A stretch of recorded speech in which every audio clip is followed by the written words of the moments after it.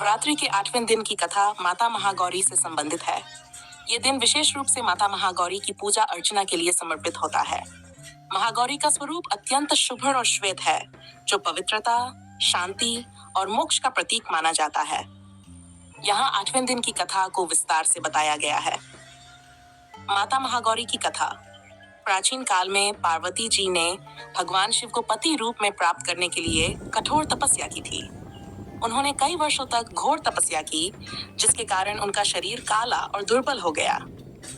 उनकी तपस्या से प्रसन्न होकर भगवान शिव उनके सामने प्रकट हुए और उन्हें स्वीकार किया। शिव जी से विवाह के बाद माता पार्वती ने भगवान शिव से कहा, हे प्रभु, मैंने कठोर तपस्या के कारण अपने शरीर को बहुत कष्ट दिया है। मेरा रूप और सौंदर्य फीका पड़ गया है। अब मैं चाहती हूँ कि मेरा शरीर फिर से कांतिमान हो जाए। भगवान शिव ने माता पार्वती से कहा कि वे गंगा नदी में स्नान करें। माता पार्वती ने गंगा नदी में स्नान किया।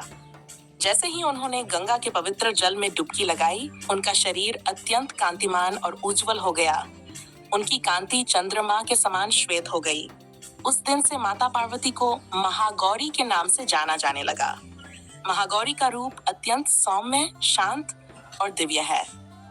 महागौरी का वर्ण पूर्ण रूप से श्वेत है। उनका वाहन वृषभ बैल है। वे 4 भुजाओं वाली हैं। उनके एक हाथ में त्रिशूल है और दूसरे हाथ में डमरू। अन्य 2 हाथों में वर और अभय मुद्रा है, जो भक्तों को आशीर्वाद और निर्भयता प्रदान करती है। उनकी पूजा करने से भक्त के सभी कष्ट समाप्त होते हैं और उसे सुख, शांति और समृद्धि की प्राप्ति होती है। 8वें दिन की पूजा का महत्व। 8वें दिन विशेष रूप से कन्या पूजन का आयोजन होता है। 9 कन्याओं को देवी के प्रतीक रूप में पूजित किया जाता है।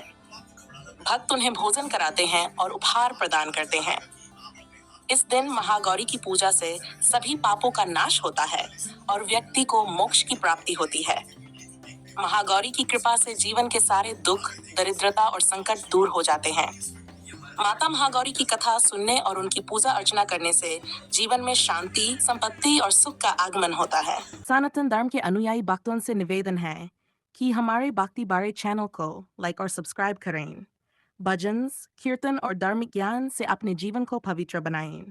हमारे साथ इस आध्यात्मिक यात्रा में जुड़ें और बेल आइकन दबाना न भूलें ताकि आपको नए वीडियोस की सूचना तुरंत मिलती रहे।